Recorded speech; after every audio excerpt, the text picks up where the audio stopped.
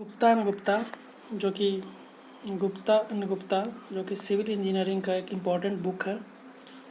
Civil engineering का एक important book है, उसी का चैप्टर है कंक्रीट स्ट्रक्चर या कंक्रीट टेक्नोलॉजी एंड डिज़ाइन। ये एक डिज़ाइन पेपर है, इसी का क्वेश्चन हम लोग आज सॉल्व करेंगे और एनालिसिस करेंगे। काफ़ी इम्पोर्टेंट बुक है गुप्ता एंड गुप्ता, जिसका क्वेश्चन जो है हर एक एग्ज़ाम में डायरेक्ट मैच करता है, चाहे वो जेई का हो, जो एग्ज़ाम वो जेई का हो या फिर स्टेट एई का हो, एसएससी हो, कोई भी एग्ज़ाम हो, उसके लिए ये काफ़ी इम्पोर्टेंट बुक है सिविल इंजीनियरिंग के लिए। तो सिविल इंजीनियरिंग का जो गुप्ता एंड गुप्ता है, उसी बुक का ये चैप्टर है, 14th नंबर चैप्टर है। इससे पहले हम लोग 1 से लेकर के 13 तक के चैप्टर जो है एफएम से सॉल्व करते हुए हम लोग स्टील स्ट्रक्चर तक का टोटल चैप्टर को हम लोग सॉल्व करके एनालाइज करते हुए वीडियो अपलोड किया हुआ है। ये 14th नंबर चैप्टर है, जिसको आज हम लोग स्टार्ट करेंगे।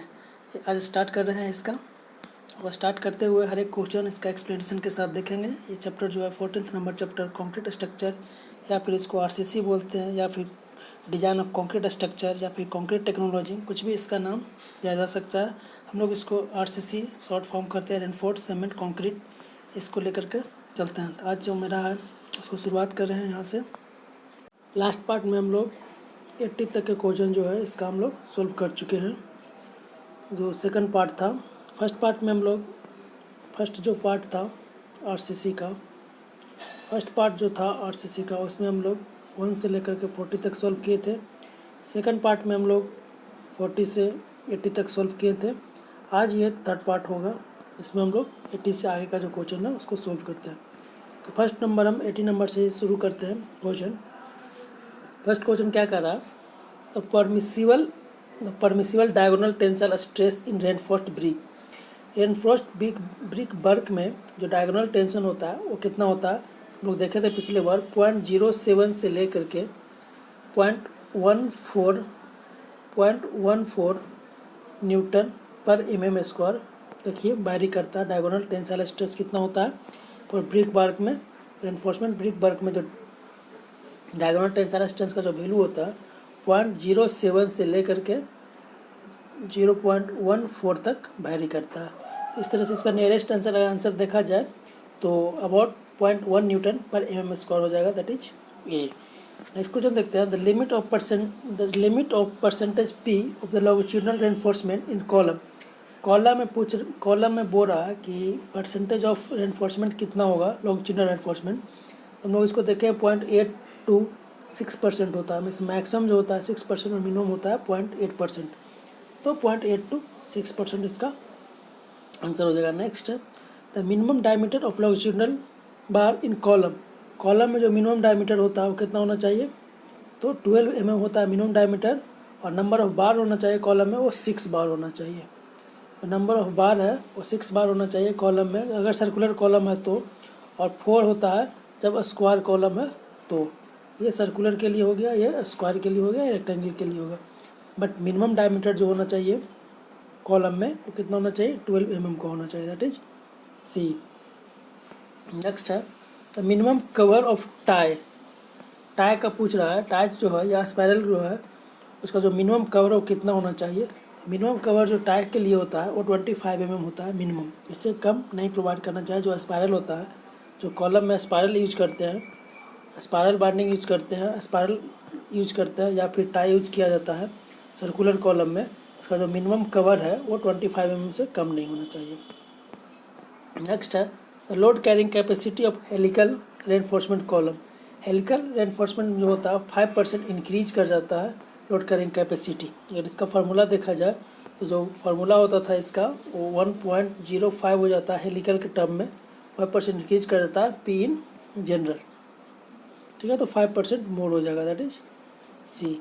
नेक्स्ट है, reduction correction factor. Reduction correction factor पूछ रहा है लॉन्ग कॉलम के लिए कितना होता है। रिडक्शन करेक्शन फैक्टर का फॉर्मूला आता है 1.25 L effective divide by 48 B जो हो गया यहाँ पे बिट्स हो जाता है, एल इफेक्टिव लेंथ हो गया, और ये सब कांस्टेंट हो गया, 1.25 minus L effective divide by 48 B. इस तरह से इसका जो आंसर हो जाएगा सी हो जाएगा। The diameter of tie, tie का जो डायमीटर होता है वो कितना होना चाहिए, जो 5 मेन हो गया, मेन रेनफोर्समेंट का डायमीटर डिवाइड बाई 4, या पहला केस ये हो गया और दूसरा केस क्या होता है 6 mm, which ever is maximum, जो मैक्सिमम होता है दोनों में उसी को हम लोग कंसिडर करते हैं diameter of tie in A column.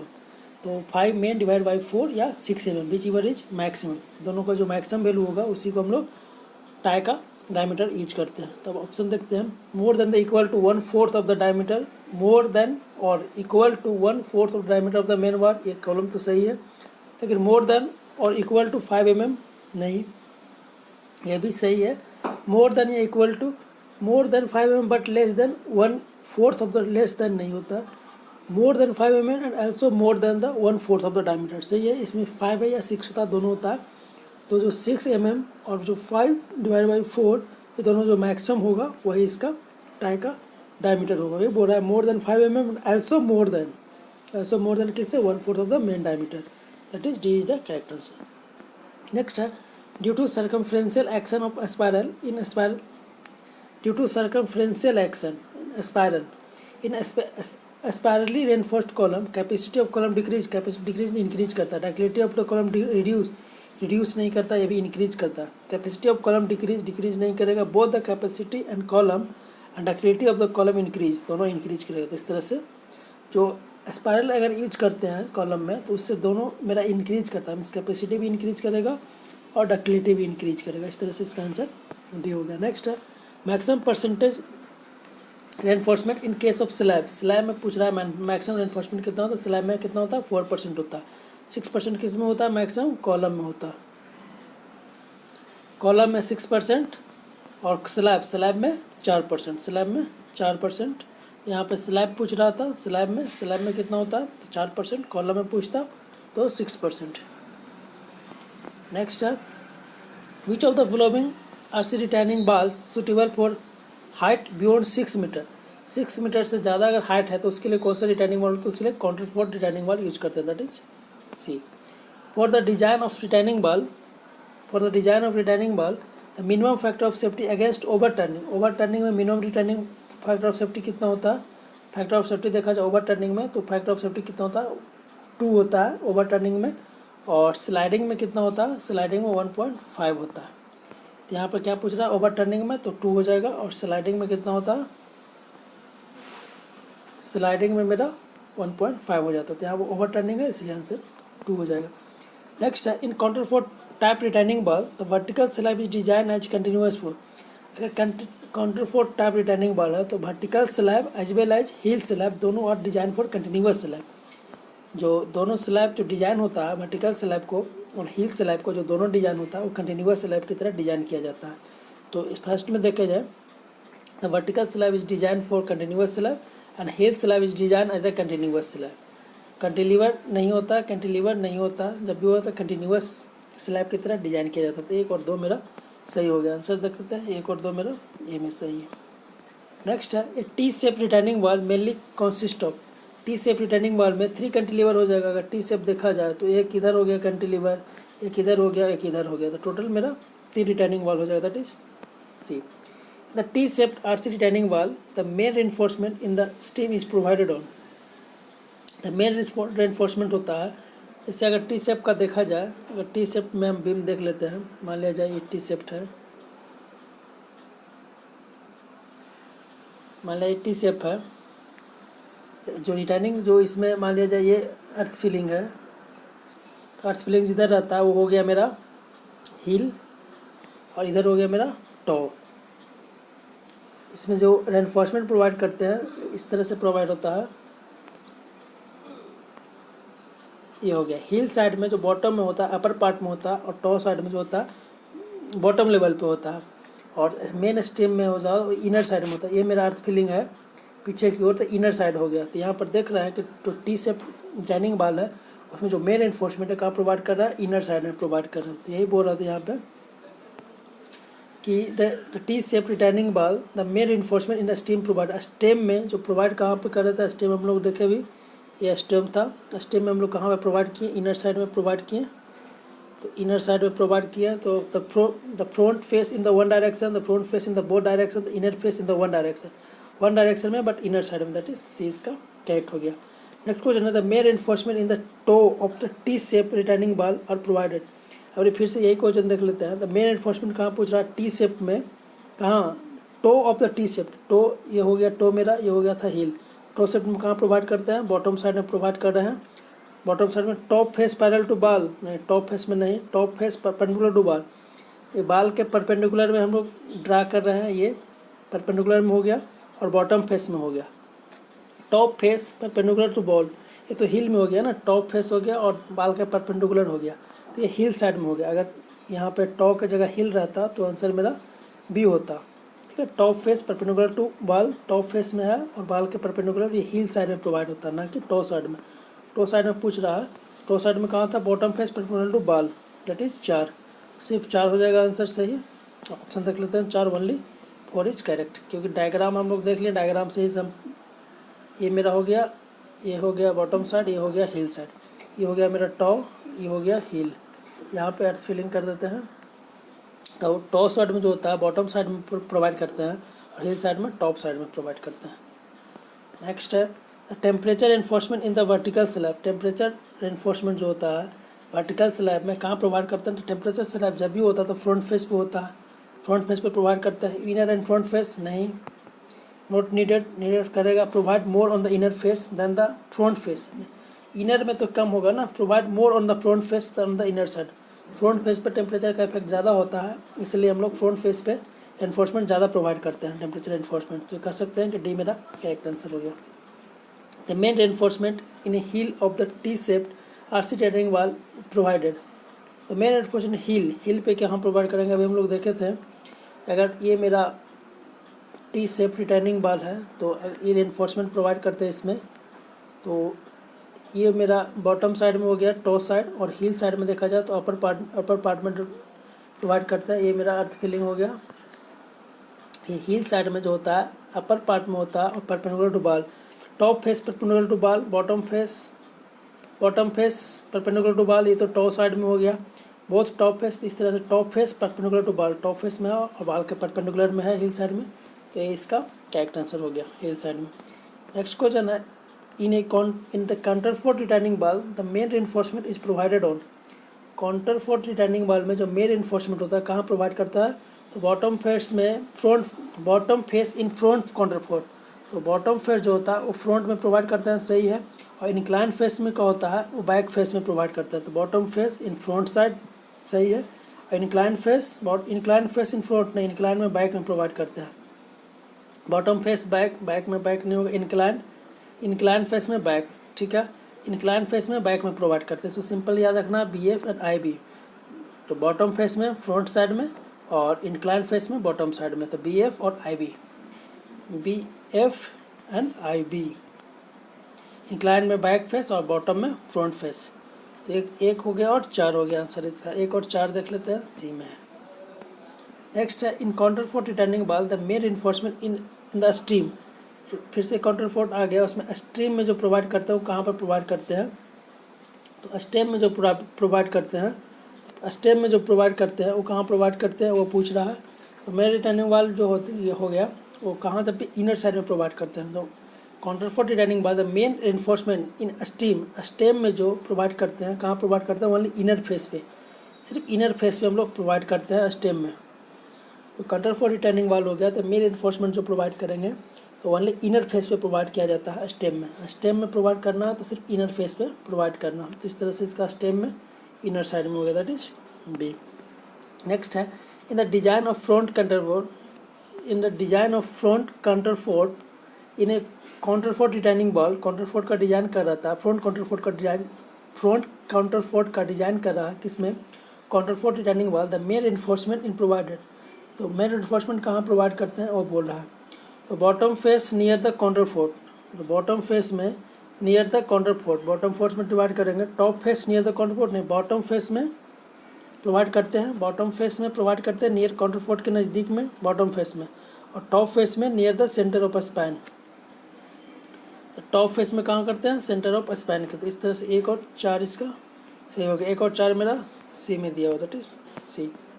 Next है in counterfort returning ball the main enforcement in the stem at mid span. Counterfort returning ball फिर से है द मेन इन्फोर्समेंट प्रोवाइड करते हैं स्टेम में eight mid span. Mid span में कितना provide करते हैं इसमें, तो मिड स्पैन में फ्रंट फेस ओनली। मिड अभी हम लोग देखे थे कि जो मेन स्टेटमेंट प्रोवाइड करते हैं इनर साइड में प्रोवाइड करते थे, लेकिन मिड स्पैन पर अगर देखा जाए तो फ्रंट फेस पे सिर्फ प्रोवाइड करता है, that is front face only. The depth of footing for isolated column is govern by. जो डेप्थ ऑफ फुटिंग होता है किससे डिजाइन निकाला जा सकता है, तो मैक्सिमम बेंडिंग मेथड सही है, शियर मेथड सही है, पंचिंग शियर मेथड। इसी को हम लोग वन वे शियर कहते हैं, वन वे शियर, और पंचिंग को हम लोग टू वे शियर कहते हैं, टू वे शियर करते हैं। तो हम लोग जो डेप्थ ऑफ फुटिंग है शियर फोर्स मेथड से भी निकाल सकते हैं, मैक्सिमम बेंडिंग मोमेंट से भी निकाल सकते हैं, और पंचिंग शियर मेथड से भी निकाल सकते हैं। इसका जो क्रिटिकल सेक्शन होता है वो कितना होता है, dy2 पे होता है, डबल टू वे शियर में या पंचिंग शियर में। तो इसलिए 1 2 3 तीनों मेथड से हम लोग निकाल सकते हैं डेप्थ ऑफ फुटिंग। इसका आंसर जो हो गया डी हो गया। नेक्स्ट है if the foundation of the all the column of a structure are design on the total live load and dead load. If the foundation of all the column, the foundation होता है किसी column, all column, the foundation of all the columns of a structure design on the total live load and dead load, there will be no settlement of column। अगर live load और dead load पे अगर हम design कर रहे हैं foundation का, तो क्या सेटलमेंट नहीं होगा, तो गलत हो गया ना, सेटलमेंट तो होगा। There will be no differential settlement, फिर नो दिया हुआ, ये भी गलत हो गया। The settlement of exterior column will be more than interior column. हाँ, एक्सटीरियर कॉलम का जो सेटलमेंट होगा वो ज़्यादा होगा in compare to interior column. तो इस तरह से इसका आंसर सी होगा। नेक्स्ट है to minimise the effect of differential settlement. Minimise करने वाला किसका, इफेक्ट ऑफ डिफरेंशियल सेटलमेंट का। तो area of footing should be design. जो फुटिंग एरिया होता है किस पे डिजाइन करते हैं, डेड लोड पे होगा, प्लस में कुछ पार्ट होगा लाइव लोड का, तो fraction of live load, dead load और फ्रैक्शन ऑफ लाइव लोड। तो जो फुटिंग का एरिया डिजाइन होगा किस पे होगा, dead load plus fraction of live load, that is C. The critical section for finding maximum bending moment. Critical section पूछ रहा है finding maximum bending moment for footing under the masonry wall is located. Masonry wall का जो कहाँ पे होगा maximum critical section, किसके लिए, तो मैक्सिमम बेंडिंग मोमेंट निकालने के लिए पूछ रहा है। तो कहाँ पे होगा, half between the middle and the edge of the wall. जो वाल मिडिल, जो एज और मिडिल के बीच का जो सेक्शन होगा हाफ पार्ट, उसी में क्रिटिकल सेक्शन लार्ज करेगा, तो कह सकते हैं dy2, it is C.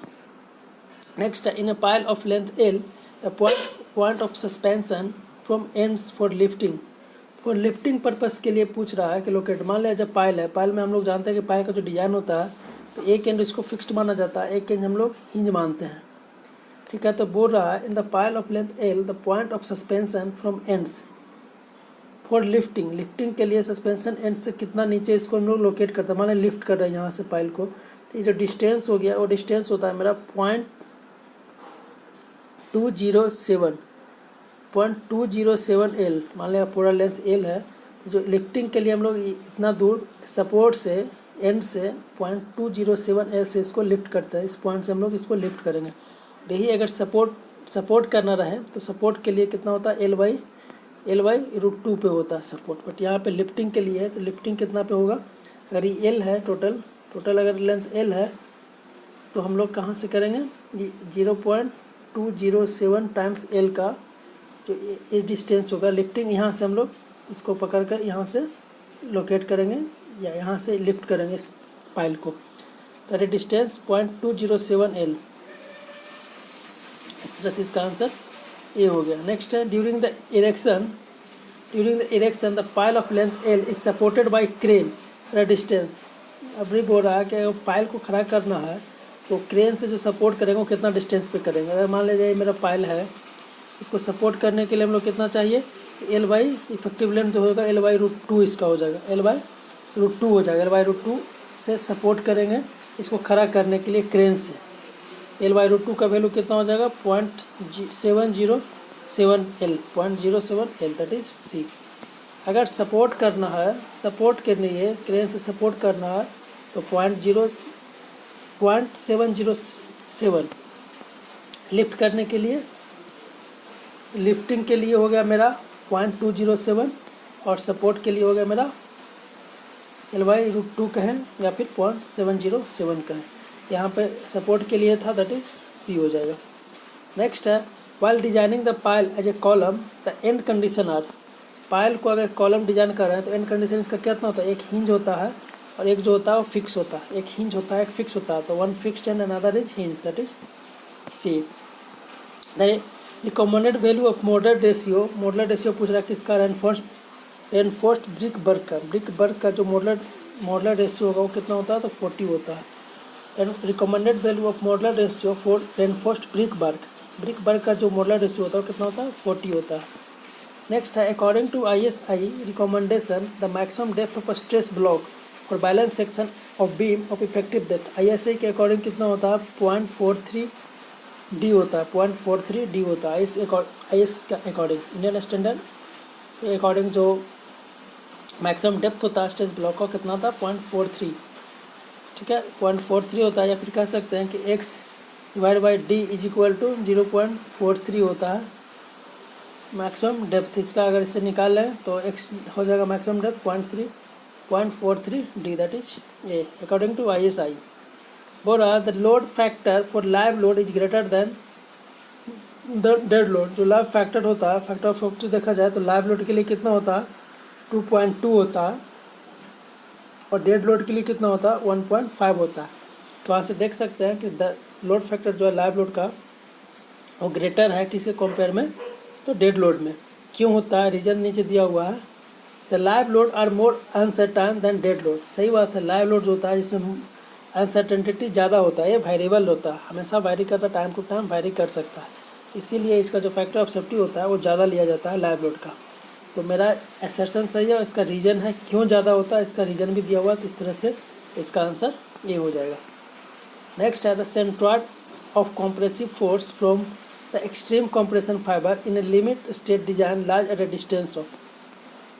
Centroid बोल रहा है किसका, कॉम्प्रेसिव फोर्स का, from the extreme compression fibre. अगर देखा जाए ये मेरा अगर सेक्शन मान यहाँ पे टेंसाइल फोर्स लग रहा है, ये टेंसाइल फोर्स हो गया, ये कॉम्प्रेसिव फोर्स लग रहा है, यहाँ पे कॉम्प्रेसिव फोर्स लग रहा है। तो ये जो डिस्टेंस हो गया, ये डिस्टेंस पूछ रहा है कितना होता है, नीचे का डिस्टेंस है कॉम्प्रेसिव फोर्स और टेंसाइल फोर्स के बीच का जो डिस्टेंस होता है उसको लीवर आर्म कहते हैं।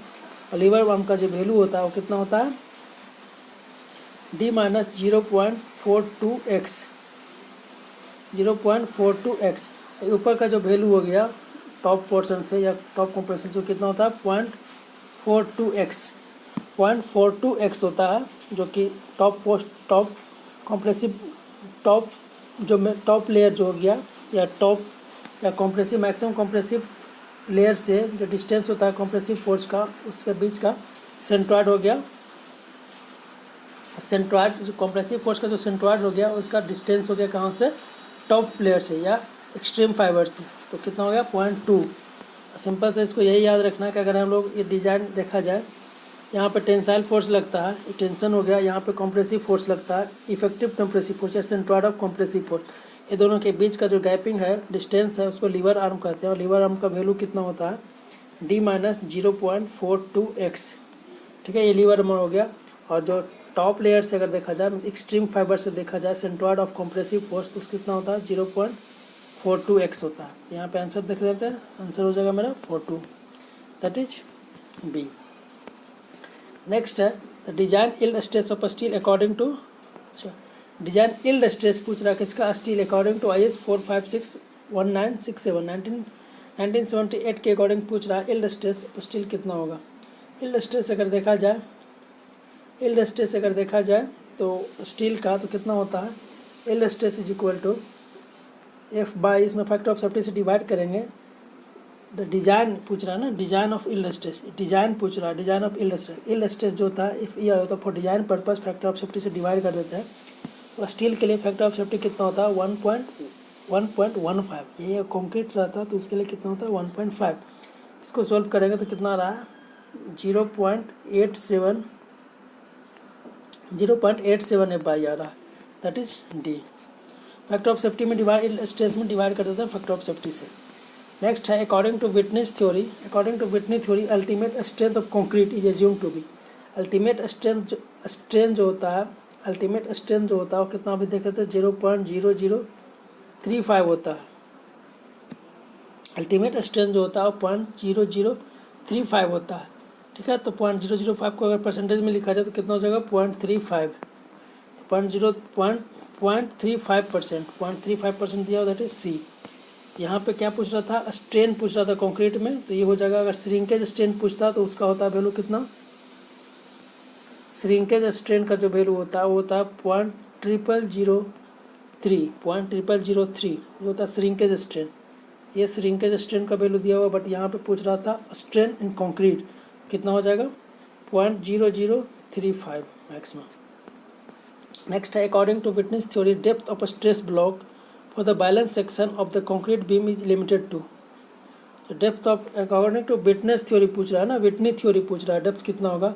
तो विटनी थ्योरी के अकॉर्डिंग कितना होता है 5.53 होता है। ISI के अकॉर्डिंग कितना होता है 0.43 होता है। ISI के अकॉर्डिंग कितना हुआ था 0.43 डी हुआ था।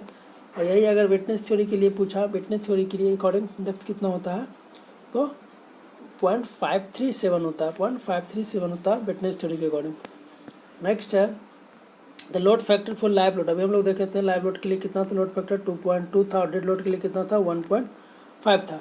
2.2 and 1.5 that is 2.2 and 1.5 that is B. Next है एज पर विटनेस थ्योरी के अकॉर्डिंग पूछ रहा है मैक्सिमम मोमेंट ऑफ रेसिस्टेंस और बैलेंस सेक्शन। बैलेंस सेक्शन के लिए क्या पूछ रहा है, मोमेंट ऑफ रेसिस्टेंस पूछ रहा है कितना होता है। तो विटनेस थ्योरी के लिए अकॉर्डिंग टू विटनेस थ्योरी पूछ रहा है। विटनेस थ्योरी के अकॉर्डिंग जो होता है मोमेंट ऑफ रेसिस्टेंस कितना होता है 1/3। और ISI के अकॉर्डिंग अगर देखा जाए, इंडियन स्टैंडर्ड के अकॉर्डिंग देखा जाए तो 1/2 सिग्मा CV BD स्क्वायर होता है। बट विटनेस थ्योरी के अकॉर्डिंग कितना होता है 1/3 दैट इज बी, इसका आंसर हो जाएगा। नेक्स्ट है the maximum shear stress for M15 concrete as per IS 456/1973 limit state design. Limit state design हम लोग जानते हैं सिंपल सा। अगर मैक्सिमम शियर स्ट्रेस पूछ रहा है तो शियर स्ट्रेस का जो मैक्सिमम वैल्यू होता है वो कितना होता है 0.62 under square root FCK। 0.62 shear stress का जो मैक्सिमम वैल्यू होता है, मैक्सिमम शियर स्ट्रेस का जो वैल्यू होता है वो कितना होता है 0.62 FCK। FCK का वैल्यू 15 दिया हुआ है तो यहाँ पर 15 लिखेंगे। 0.62 अंडर स्क्वायर रूट 15 इसको सोल्व करेंगे तो अप्रोक्स मेरा कितना रहा 2.4 या 2.4 के अप्रोक्स आ रहा दैट इज 2.5 ए इसका।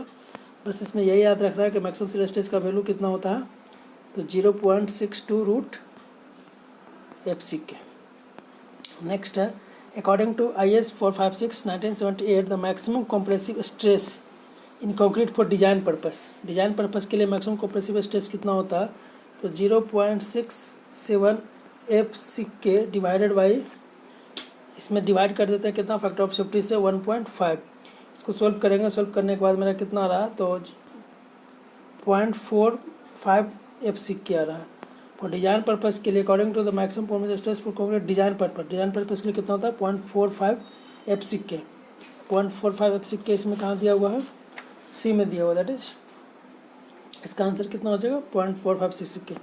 ये डिजाइन पर्पस के लिए पूछ रहा था इसलिए ये हो गया। अगर सिर्फ स्ट्रेंथ के लिए पूछता तो स्ट्रेंथ के लिए कितना होता है 0.67 FCK। और 0.45 अगर डिजाइन के लिए है तो इसमें फैक्टर ऑफ सेफ्टी से 0.67 में डिवाइड कर दो फैक्टर ऑफ सेफ्टी से, ये आ जाएगा डिजाइन पर्पस के लिए। इस तरह से इसका आंसर सी हो गया। नेक्स्ट है the maximum compressive stress in the concrete for design. Maximum compressive stress in the concrete for design purpose is based on partial safety factor। Maximum compressive stress in concrete में पूछ रहा है partial safety factor कितना होता है। Concrete का partial safety factor कितना होता है तो 1.5 होता है। ये कंक्रीट के लिए पूछ रहा था तो 1.5, व स्टील के लिए पूछता तो 1.15। स्टील के लिए 1.15 और कंक्रीट के लिए 1.5। नेक्स्ट है 120 the partial safety factor for steel. अब स्टील के लिए पूछा था, स्टील के लिए कितना होता है 1.15 और 1.5 किसके लिए होता है तो कंक्रीट के लिए। इस तरह से हम लोग इसको 120 तक रहने देते हैं। तो हम लोग थर्ड पार्ट हम लोग आज सॉल्व किए। थर्ड पार्ट में हम लोग देखें कितना था 80 से लेकर के 120 तक के क्वेश्चन को हम लोग सोल्यूशन देखे हैं। एक्सप्लेन किए हैं, इसको सोल्यूशन किए, एनालाइज किए हैं। नेक्स्ट पार्ट में इससे आगे का जो क्वेश्चन है मीन्स 120 से जो आगे क्वेश्चन होगा, 120 से आगे का जो क्वेश्चन होगा नेक्स्ट पार्ट में हम लोग सोल्व करेंगे इसको। इस पार्ट में इतना ही रहने देते हैं।